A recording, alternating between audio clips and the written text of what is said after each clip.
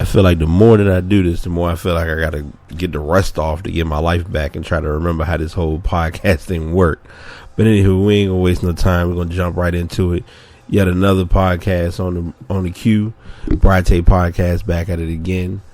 Early Thursday morning, up and about, mind going, thoughts flowing, and what better way to get stuff off your mind than by jumping online doing a podcast. If you're following me on Snapchat, I did mention a few of the topics, so you might get kind of a brief taste of what's going on.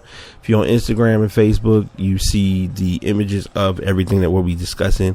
And I got quite a bit of topics that we're going to jump into today. So I'm not going to waste a lot of time. We're going to go ahead and let this thing make it rock. I want to be the first to say before I continue that I don't know about you all, but sports is getting kind of interesting now. You know, at first we kind of had a little downtime, wasn't much going on, wasn't too many things really to talk about or discuss.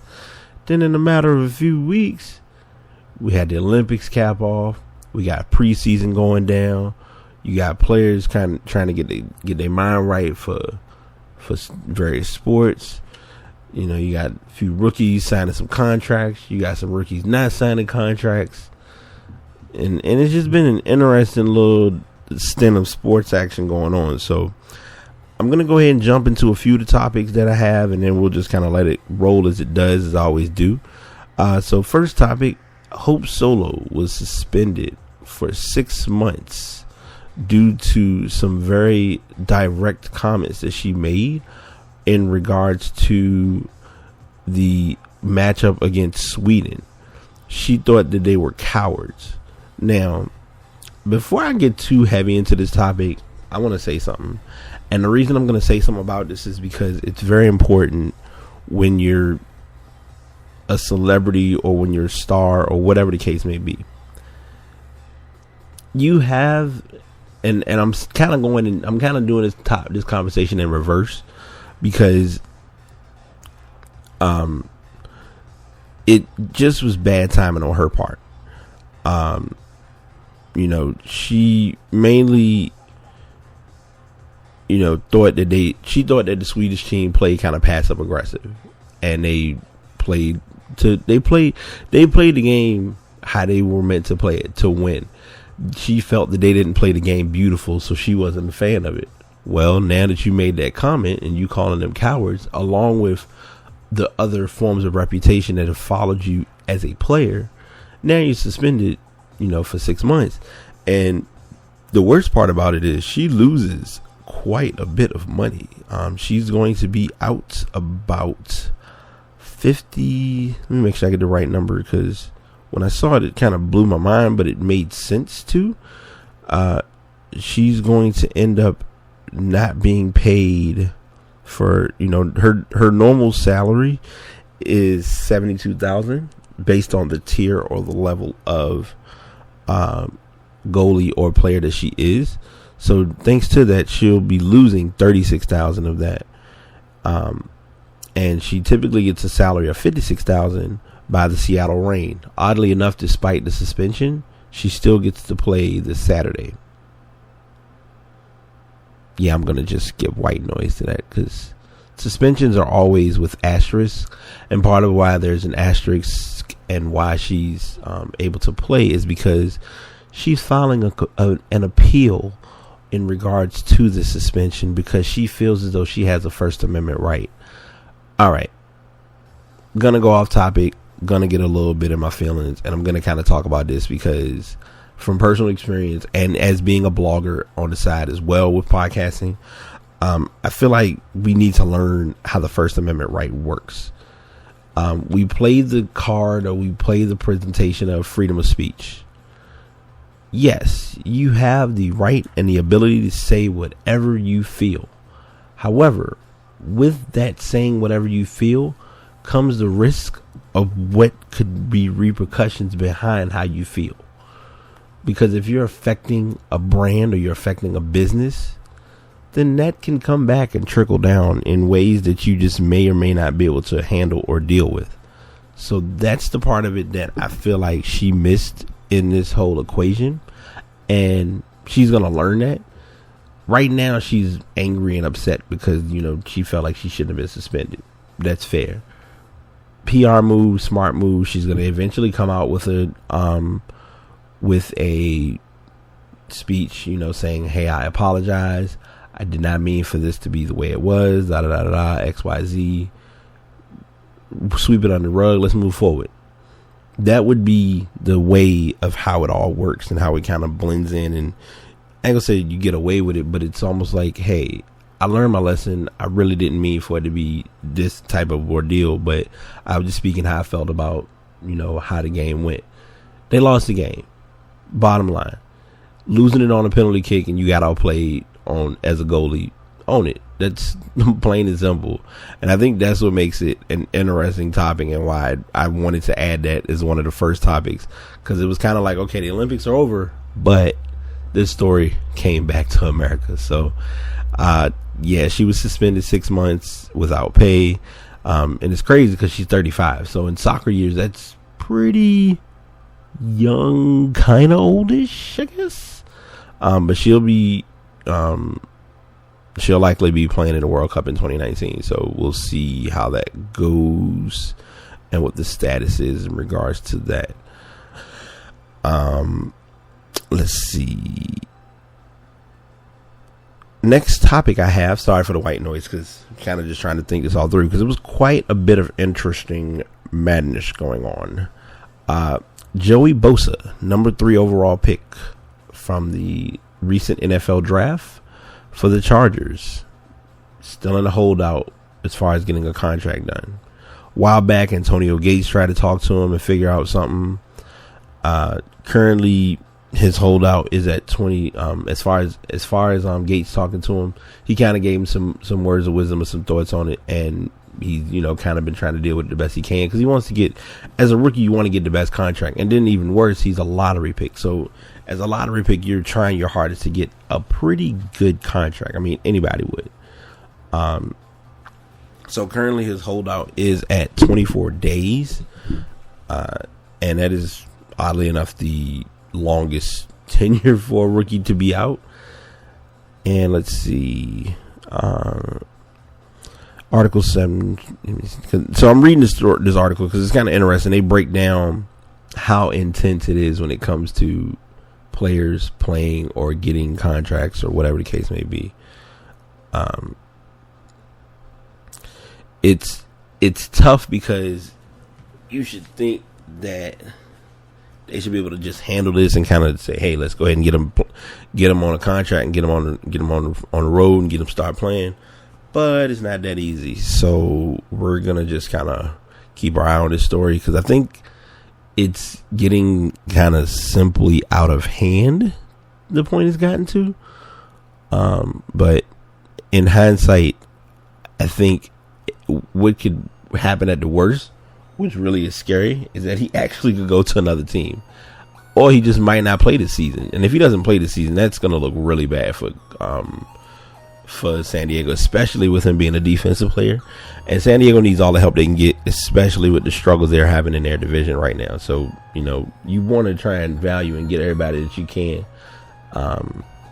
So that's the main basis of that story. Hopefully next time we come back and do a podcast, he'll have a contract, or they'll come up with both sides will settle on a good deal. That's pretty much what it's all about in the end, right? So there's that story. And then this story, I'm adding this as kind of a wild card, but I'm adding it also because it's relevant to me in its own unique way. And I'll explain why in a moment.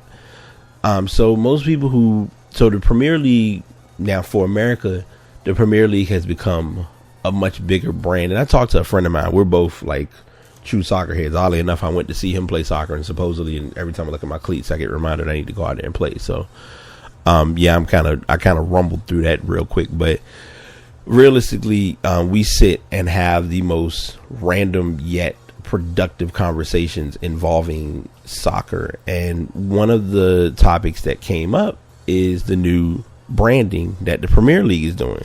So for those who don't know or need a little bit of a history lesson briefly, the Premier League has always been known as Barclays Premier League. Well, the contract ended this year, and Premier League looked at it as, we really appreciate your service, but we don't need your branding on our main logo. Now, that doesn't mean that Barclays is not involved with anything with the Premier League. They're just not going to have it on their logo anymore. So I thought about it, and it makes a lot of sense if you really look at it. The Premier League matches have been shown on TV. I know for me, I started watching it back in 2013. It probably had been on a few years before that, but in 2013 was kind of like the breakout year between 2013 and 2014. Because I'm not gonna lie, 2014, I had a few things going, and when I had the first opportunity to do so, Saturdays, it didn't matter what was going on, I was watching soccer. Period. Last year and most of this year, it's a little different because when Saturdays come around, I kind of miss my matches, but I try to make up for it on Sunday, hit or miss, see how it goes. But anyway, random rambling, but they've changed the logo. So now the logo just has the lion and it says Premier League. Believe it or not, I personally like it. I was kind of caught off guard because I was watching the game on TV and I was like, where's Barclays? And then I looked at the uniforms, forgive me, soccer fans, do not kill me. I observed the kits that they were wearing and it didn't have the Barclays, branding on it anymore. So it's one of those things that just comes down to, it's all about change.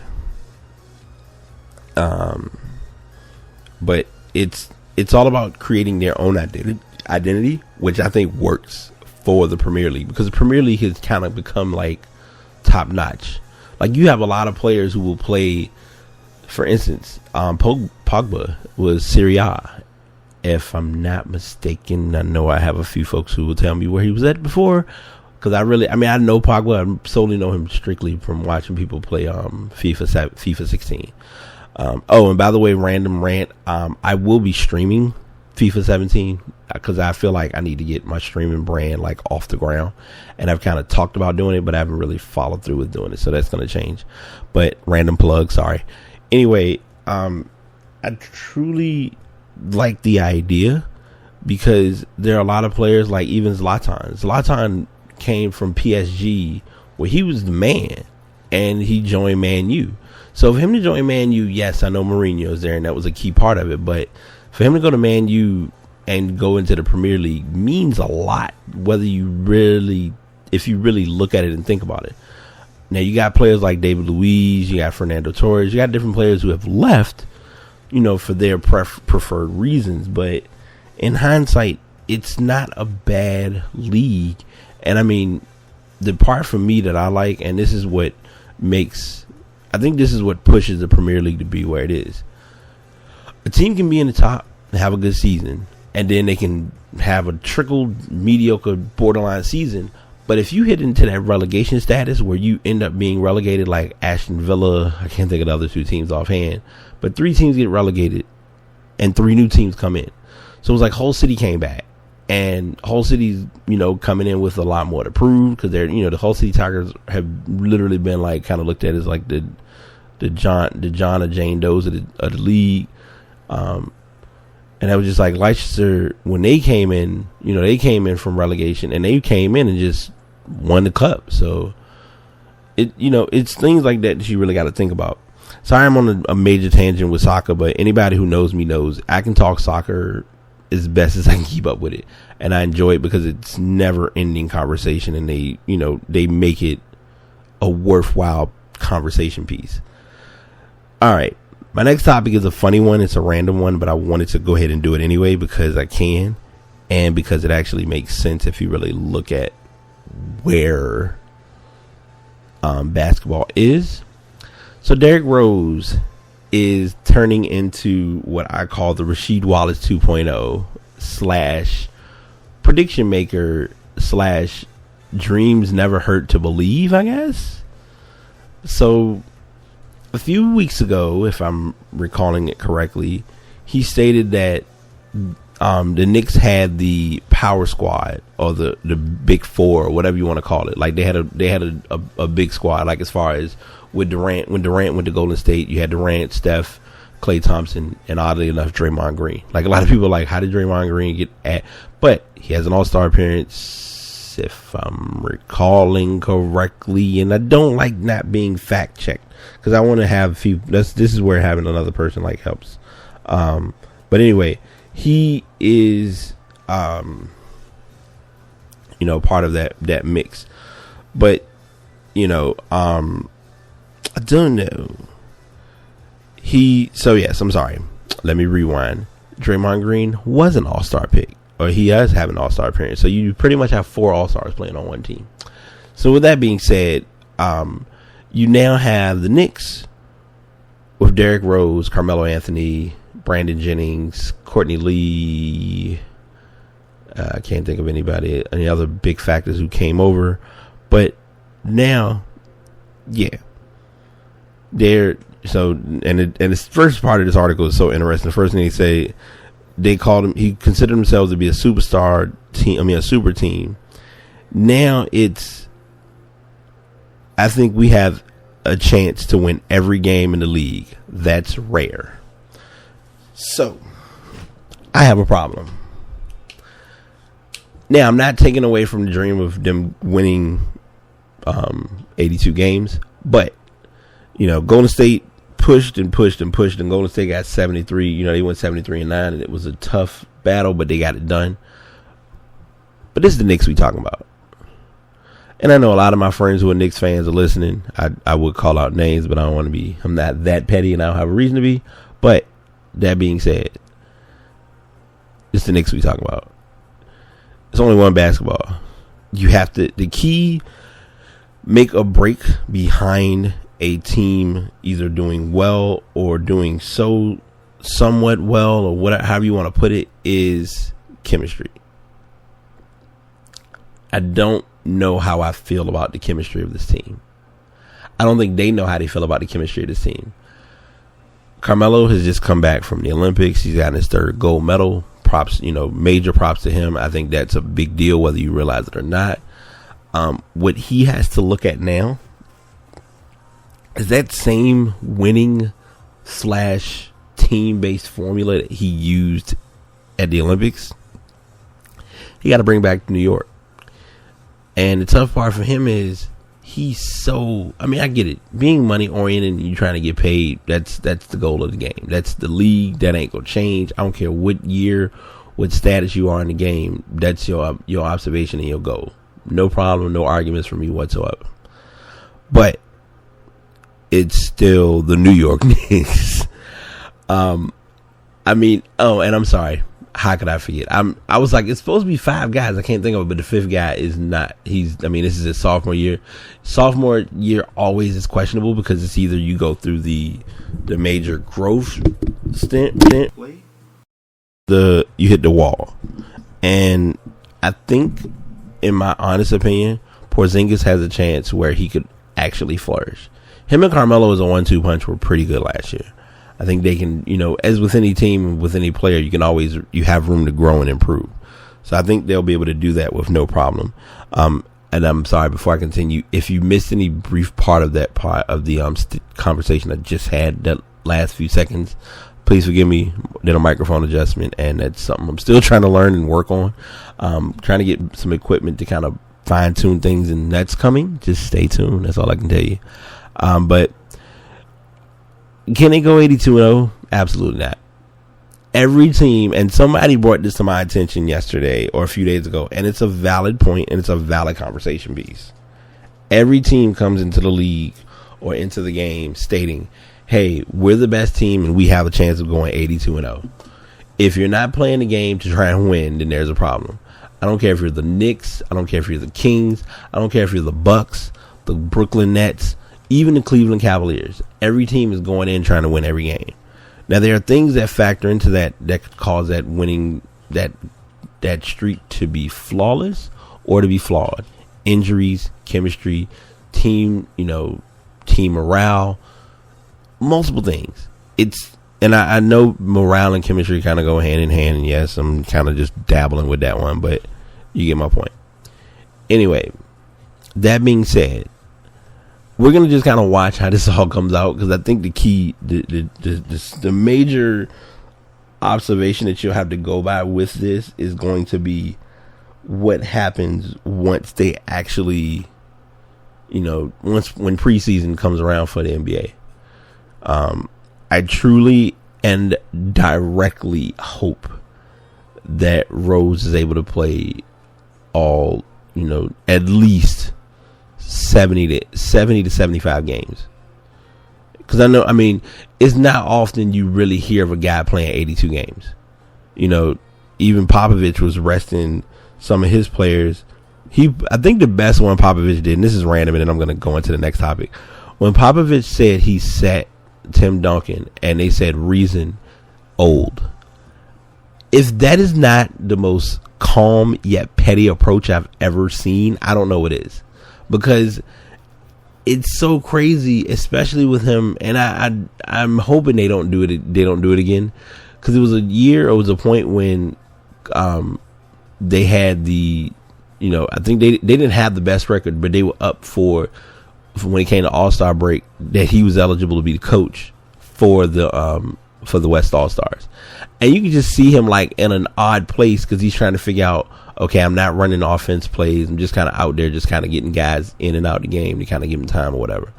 But it was so interesting because he just does not, and it was more intriguing because Kawhi Leonard, he played, but it wasn't like a major impact on the game. So, all right, enough basketball rambling. I know y'all like, okay, Brian, it's football season. Why are you so into basketball? You've been into soccer and all this, but y'all know me. I'm gonna always do that. And my next topic, oddly enough, is about basketball, and the story is that Brandon Ingram has gotten paid by the Lakers.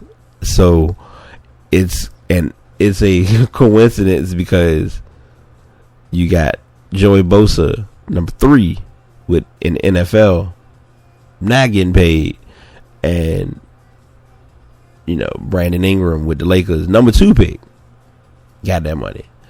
And the interesting part about it was they were going to do this move, where they were going to get it all structured out.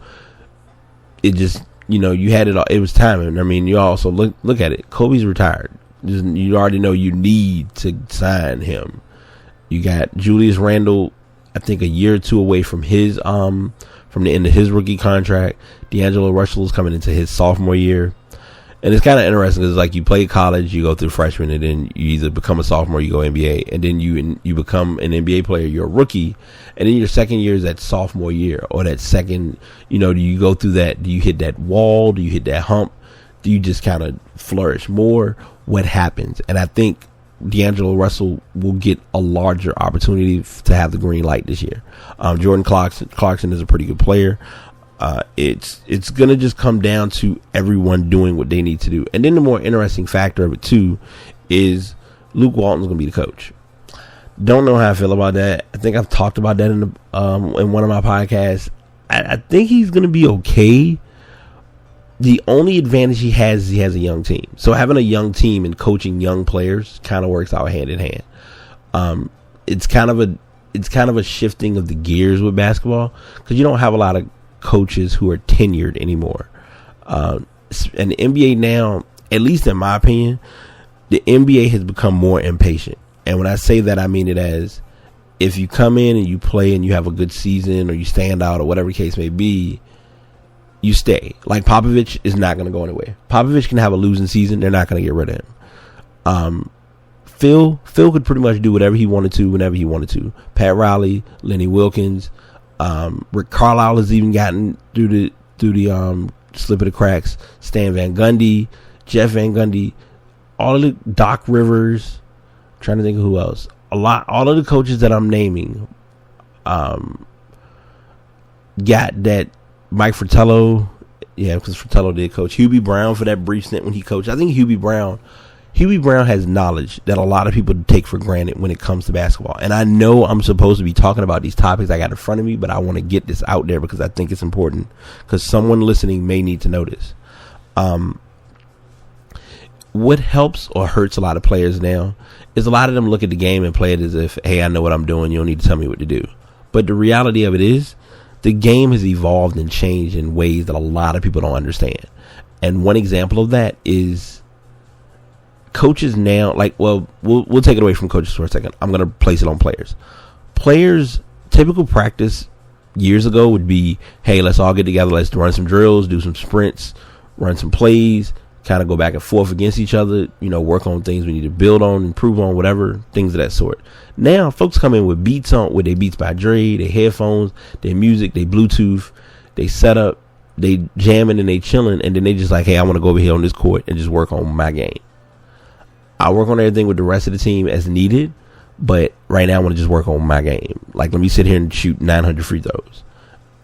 Granted, that's important because a lot of players miss free throws, and I still just cringe when I see people who don't bend knees when they shoot free throws.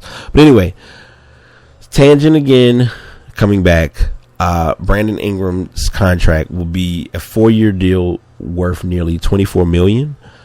First year the contract will be 5.3. Usually with contracts, as I've learned and as I have to keep getting reminded, it'll increase each year. And so you're looking at 2021 or 2020. 2020 will be when he will be eligible to go through the free agency / contract negotiation, and he'll be blending into what we define as the future of the NBA. So keep your eyes out. I mean, I think he's going to be a good fit for LA. They point this out about him, and I don't need to say it enough because it's already been clear. But he's got to get weight. But it's kind of like a give and take, because I mean, Kevin Durant technically doesn't have much weight that he's built over the years, but he's able to hold his position. So same would apply with Brandon Ingram. So we'll just kind of watch him and see how it plays. And I'd say that on every conversation, because you really kind of don't know what you will get or what you won't get until he just plays, and then it's like, oh, he actually doesn't play that bad. He just gained an extra 5 pounds and he's all right. So but I like him. He can play. That's the main and most important factor of it all, is that he gets out there and he can score at will and he can get buckets. That's what you want out of any player. All right, final topic, and I know I've jumped well past my typical tangent mark, because luckily it's the joy of having new features with my updated subscription, because normally it would be a 15-minute podcast and I'm dropping the mic and I'm gone. So getting this extra time, and I got a little bit more conversation I can throw in. This conversation is probably going to be the most entertaining, and it's oddly enough about football. So yes, I jumped around, did soccer, football, soccer, basketball, and then football. So yes, I do what I do because I love what I love, and sports is just that interesting and that long-winded to talk about. But anyway, Dez Bryant, lead wideout for the Dallas Cowboys. Don't worry, I'm not going to make bad conversation about Dallas because a lot of people know me, but he's in his feelings.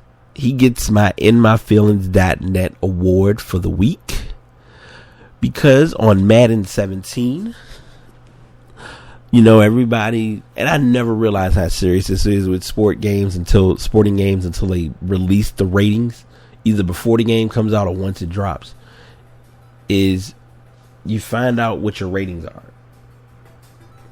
And from what it seems, or from where it stands, it looks as though Dez Bryant got a 90 rating, and he doesn't like it because that kind of tainted him or made him feel as though he was the 8th best wide receiver in as far as rating.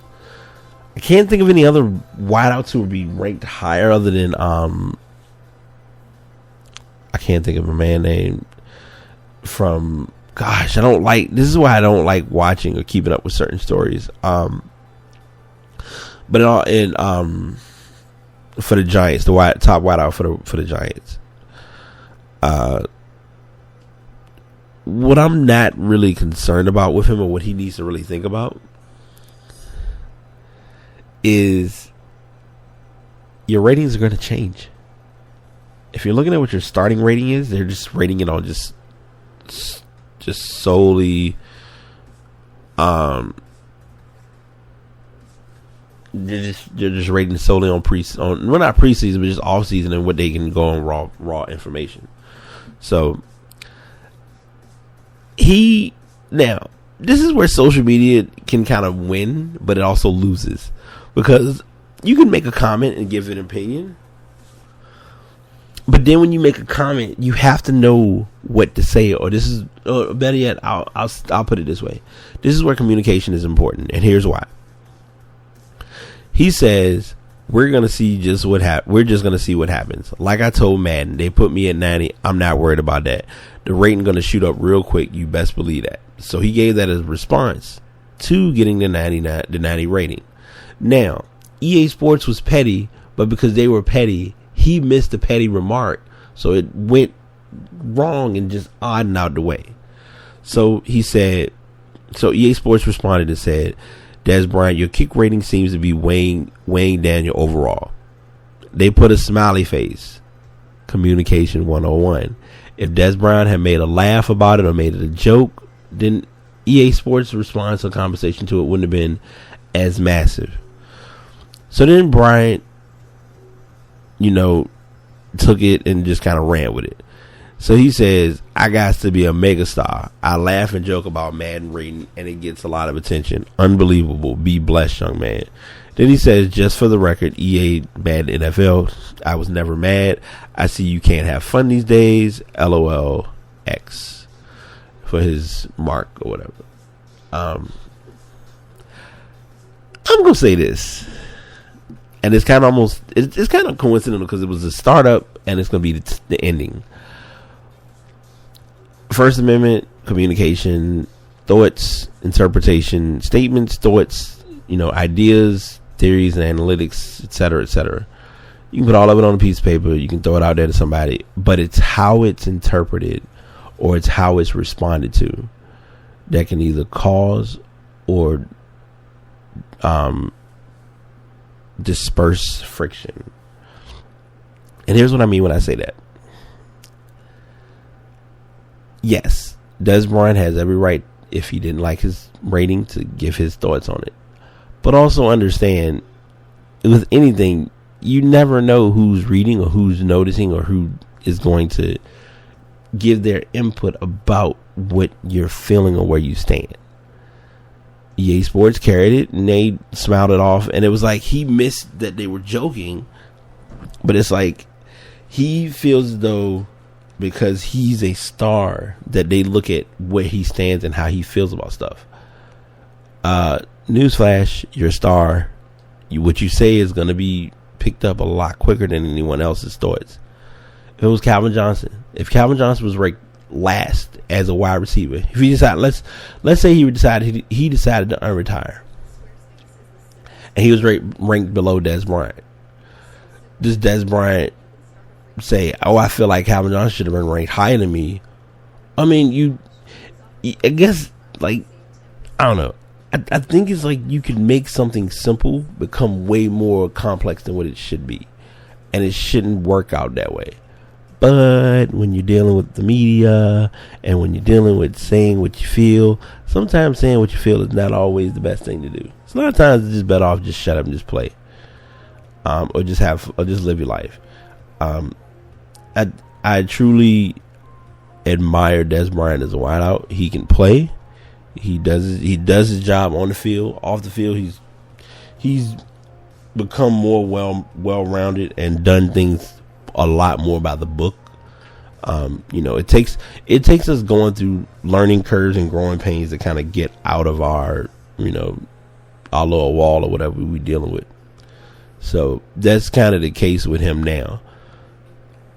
His rating will probably get up to the mid 90s by the as the season goes along, because he's a wide receiver. When anytime you play against Dallas, you have to look for him.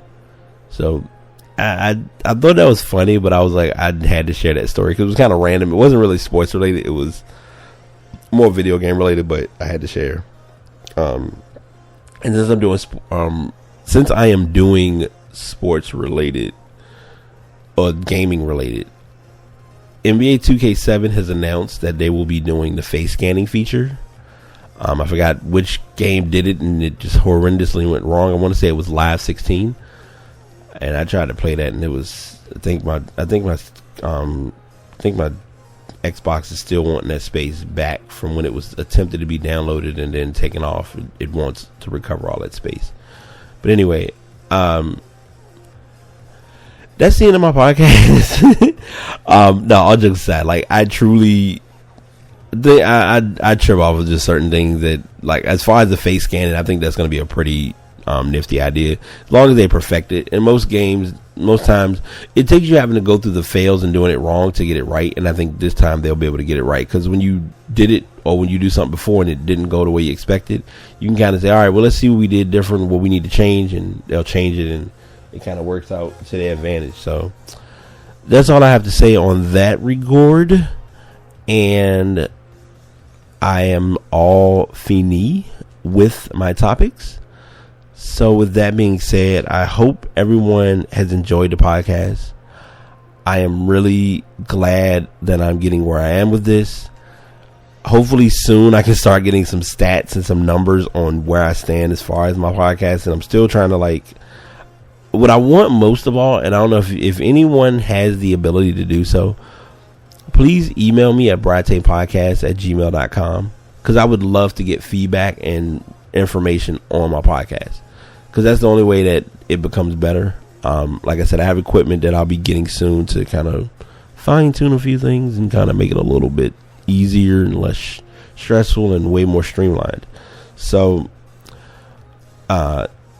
if you're not already following, check out Instagram, Bright Tape Podcast. You'll see the topics that I'm going to talk about before I go live. If you're following me on Snapchat, Bright82, I'll usually talk about the topics at a certain point on my page. It's a matter when you catch it. I'm on Facebook under Bright Tape Podcast, Twitter, Bright Tape Podcast as well. Personal pages, all Bright82. If you look for Bright82 or Bright Tape Podcast online through Google, everything will show up. So I am going to cut it off here. Longest closing ever. You all be blessed. Stay positive. Do something good in your life. And until next time, this is BT signing out. Peace.